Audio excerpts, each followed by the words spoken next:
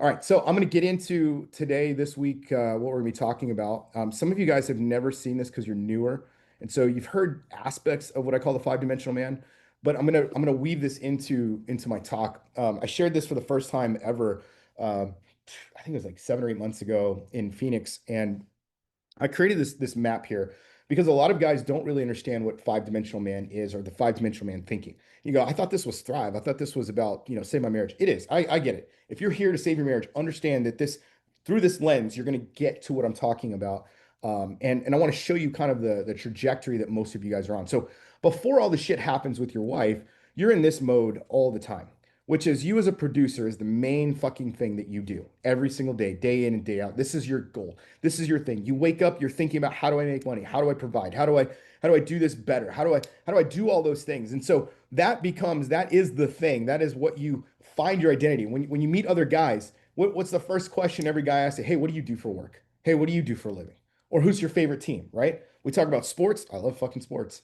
And we also talk about our work. We talk about, how much money we make. We talk about our cars. We talk about all of these things as a producer, right? It's basically, what they say, pissing in the wind or whatever, or it's like pissing competitions, right? Every man likes to do a good pissing competition.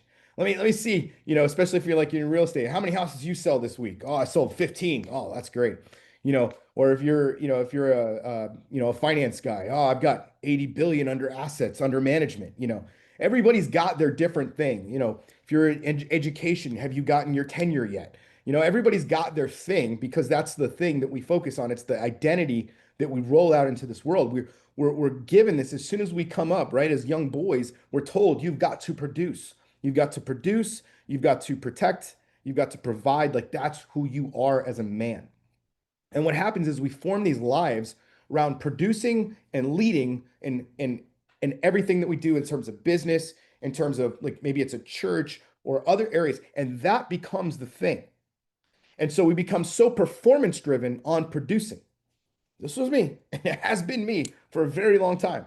And if you follow my Instagram or my Facebook, I posted a short video about this sort of journey that I've been on personally, where I was so driven by performance, so driven by this idea of producing, what I thought was like if I made, 50 million a year, 25 million a year, if I made that kind of money, then that equates to a certain kind of success. That equates to a certain kind of respect that I would get from other guys and other men and other people I look up to. And so for me, producing became this element of proving my worth, proving my value. Is this hitting home with anybody? I'm trying to see. Is this hitting home with anybody? Okay, good. So as a producer, this becomes our life, our leadership, right? We read books on leadership. We listen to podcasts on producing and being better. And then we get to love her because, well, she's the one we come home to. I'll give her a little pickle tickle. I'll tell her I love her. I'll be faithful to her. I'm not going to cheat on her.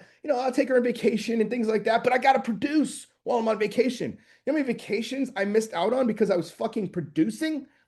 I wasn't present with my kids. I wasn't present with my wife because I was so focused on this identity of I have to be a producer. I have to be a producer. I have to do this. And if I don't do this, everything's going to fall apart. And so my life is built around being a producer. My life is built around saying, yeah, I drive a really, really nice fucking $100,000 car and I live in $1 million house. That's my life. This is who I am. This is who Mark Santiago is. He is a producer. And when he goes to his grave, he's going to be a producer. This is the fucking life I created.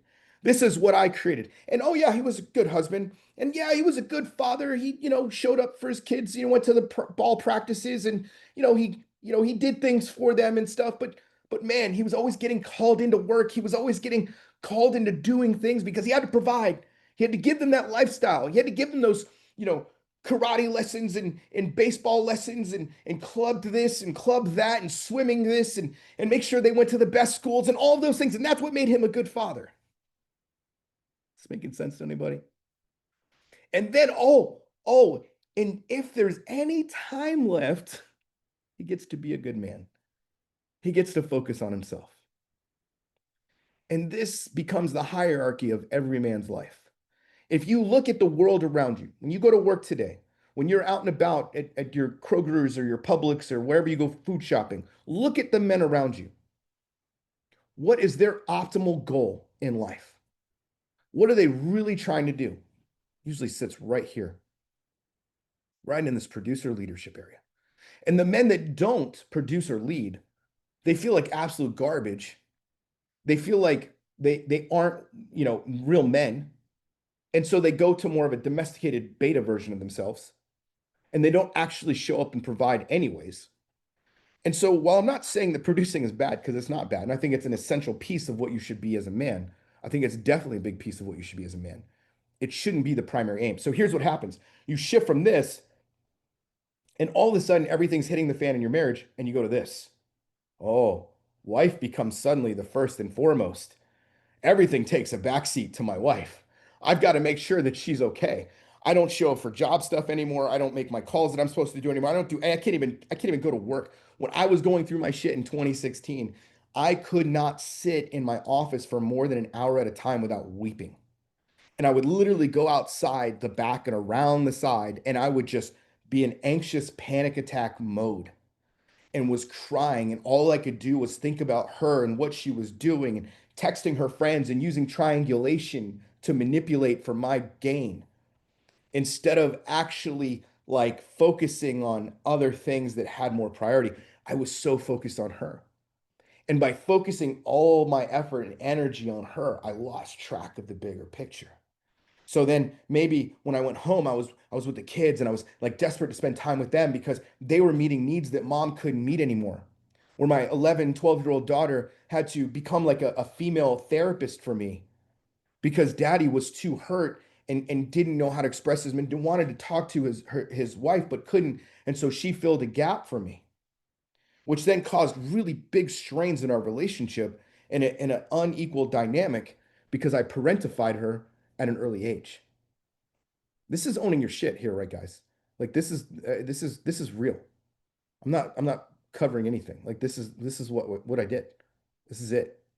And so I understand this truth very much. So then producer goes to the wayside, leadership goes to the wayside, and oh, look down here. The man goes to the wayside. The man never is the primary thing anyways because well, the man's not really important. What's important is that I provide for my family. What's important is that my kids get to go to karate class and baseball and all these other things that they get to go to. What's important is that my wife is happy. That's what's important because that's what a real fucking man is. What? What?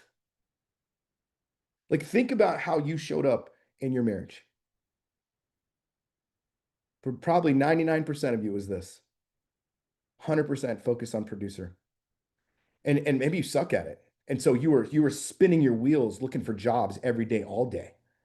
Maybe you really struggled with this whole thing. And so, you know, you just really focused on producer, but you weren't producing anything, which is probably like the worst, unfortunately. So you produce, you lead, you love, you father, but you're not a man. You love your father, your producer, your leader, but nothing for you. And so the primary aim, though, at five dimensional man and what we do here at Empowered Man is that the man has to become first. The man has to come first. The man has to come first. Some of you have heard me say this a million times, but when an airplane is going down and the oxygen mask drop from the ceiling, they always tell you this one very, very important thing. Put the oxygen mask on yourself before you put it on your children. Because if I put the oxygen mask on myself, I have the chance to live and breathe, to give oxygen, to give life to my children.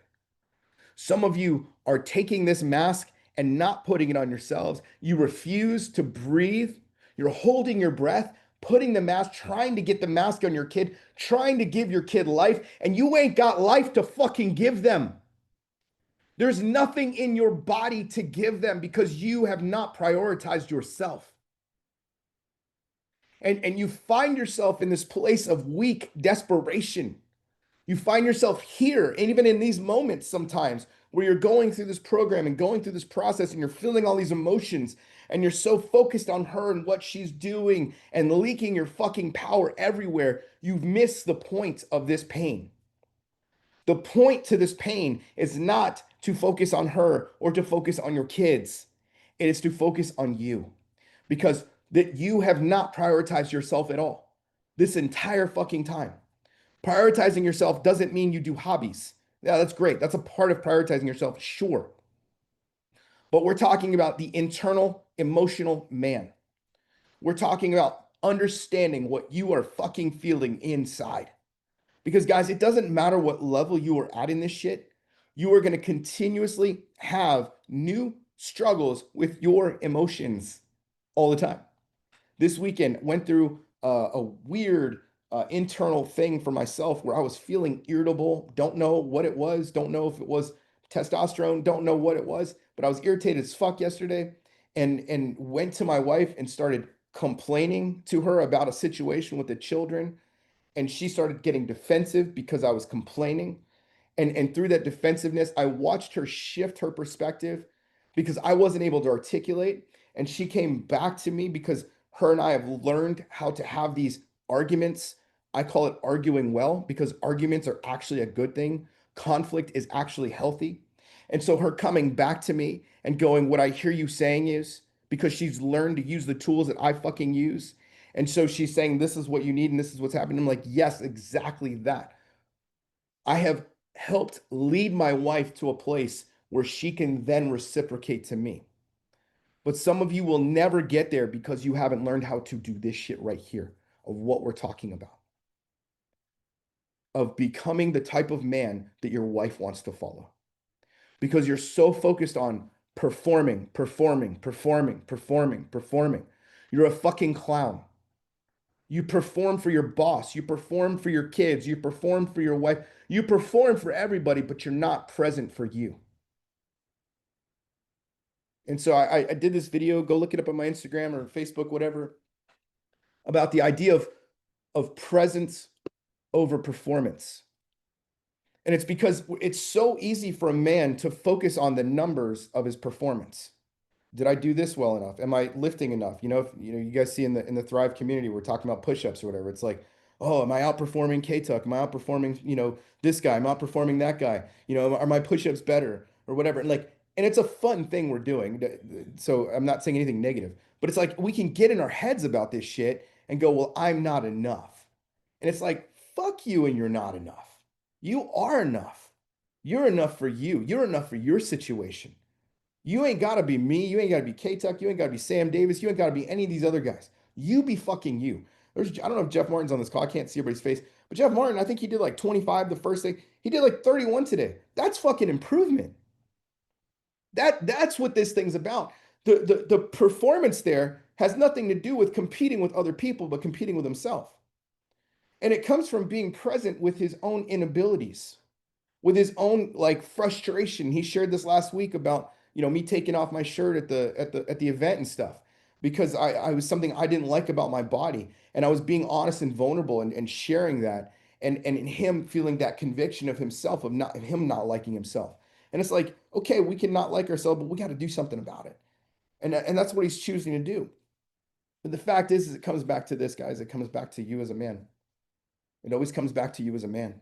When guys tell me they don't have time, when guys tell me they don't have enough, it's poverty fucking thinking. Poverty has nothing to do with money. It has everything to do with the way you think. This is why you could take any billionaire, any multimillionaire, you could strip him of all his money, all of his assets, and he will be able to rebuild that and then some because he has learned how to be that type of man. I've had fluctuations in this business, I've had fluctuations in my life, and I will always grow to that level of what I believe about myself. That's not a financial concept. That is a mindset. That is a shift in perspective. Because once you've attained a certain level, again, not just finances, but when you've attained a certain level of growth, same with your body. When you're used to a certain standard of this is how much I lift and this is how much I weigh and this is what I look like, that becomes your standard. As soon as you start following up that standard, there should be a pull back into, wait a second, that's not okay. That's not who I am. This is identity. If you come to the Denver event, this is what we're going to pack even more is those standards and the stories we're telling ourselves. All of you have stories you are telling yourself about being a man. A lot of the stories I hear is I'm not a man. I don't know who the fuck I am as a man. I don't even know what a real man is. And you have no grid for any of this. And so we're going to be talking about that. We're going to be walking you through that. But I wanted to introduce this concept of presence over performance because presence to me is the thing. In business, we learn this concept called lead indicator and lag indicator. Put on your MBA hats for a second. I'm going to teach you this concept. Really simple. It sounds confusing, but it's really not. There's two different types of indicators in a business. So when I'm looking at numbers and I'm looking at profit and loss sheets, when I'm looking at all these different things, I have two different types of KPIs, a KPI of a lag indicator and a lead indicator, right? So the lag indicator is essentially the dollars at the end of the month. How much money did we make? It's a lag indicator. It's a number. So if you think about it in your job, the lag indicator is your paycheck. The lead indicator has everything to do with what I'm doing to get me to the lag. So the lead in your situation is how I'm showing up on my job that gets me the paycheck. So if you're in sales and you don't show up for calls and you don't make calls, and you don't make sales, at the end of the month, your lag indicator says, I made $0. But your lead indicator indicates how much lag indicator you're going to have. So a lot of you are focused on this idea of the lag indicator being your wife.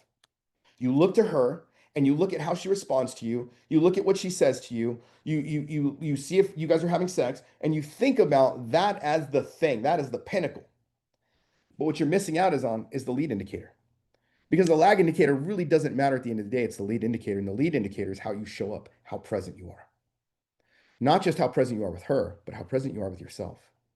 Because every man I've had who went through this program and saved their marriage or created a new marriage, because I hate the term save a marriage, but whoever created their new marriage with their wives started from this aspect right here. They recognized that they had to do the work for themselves first.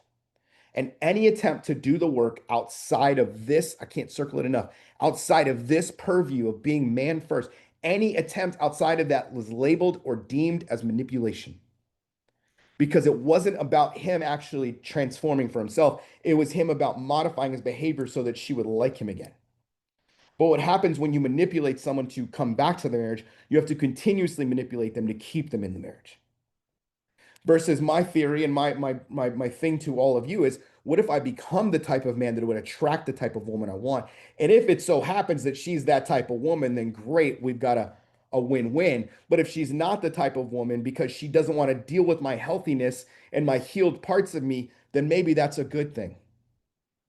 And this is the place I got to personally in my own walk, in my own marriage, where it was like, I'm choosing to be healthy. I'm choosing to communicate healthy. I'm choosing to heal from all my bullshit, to no longer show up the way I show up. And if I'm choosing that and you're not choosing to join me in my adventure of healing, then Houston, we got a problem. Or as they like to say in Friday, bye, Felicia. Except my wife's name was Alicia. And that's the truth of it. So here's the thing, is if we practice presence over performance, that's what we get. We get a man who is five-dimensional, meaning, because if I can be present as a man first, every day I wake up, my first thing is me. I'm not working on my business. I'm not working on other shit. And every time that happens, I can feel it. And I start to go, wait a second, I'm missing something. I got to go back to my 5D, what I call daily code. It happens in five-dimensional council. We get in there and we talk about doing the daily activities. And I go back to my 5D daily code and I'm like, oh shit, I haven't been doing this thing. And therefore, it's not the performance of it, it is the presence with it. Because now I'm present with myself again. It's like, oh, okay. It's not that I missed the mark. It's not that I sinned. It's that I lacked the presence of it. And instead of focusing on the sin, instead of focusing on the error, I start focusing on the what is possible. And what am I? Who am I? Oh, I'm a man. And a man who takes care of himself internally and externally. That means a man who goes to the gym 4 times a week and eats 2,200 calories a day. That's what a man is for me on the external side. And it doesn't just go to the gym, but he's present. Guys, I've even noticed this, that the more present I am with my muscles while I'm lifting weights, the stronger I get. Because there is a mind-body connection that happens when I'm doing a rep and I'm pulling and I'm using especially time under tension. I fucking hate that shit.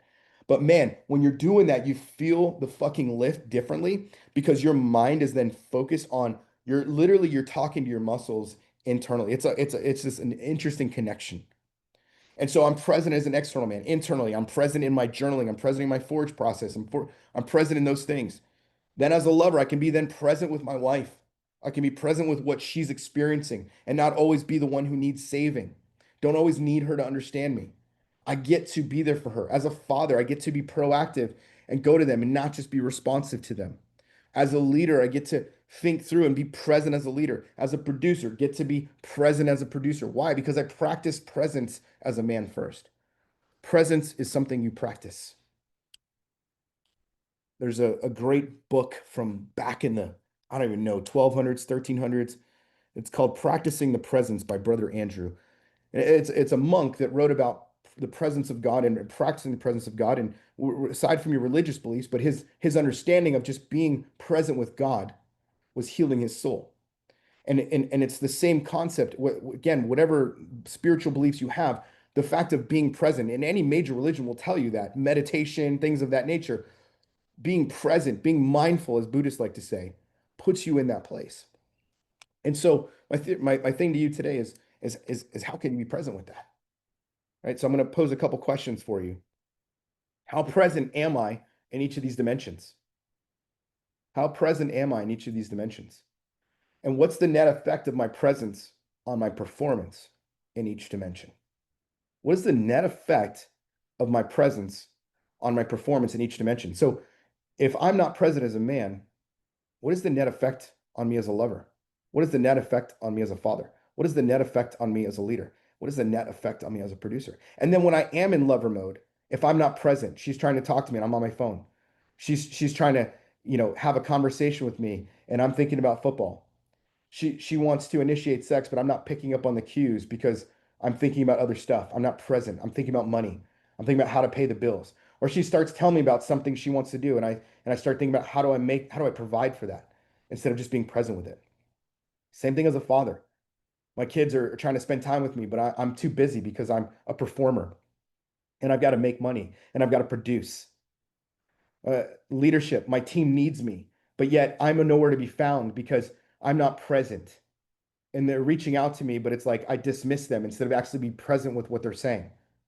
Or as a producer, as CEO of this company, I'm not present with it because I'm distracted with other things or whatever. Like all of these things can become distractions. All of these things can affect each other.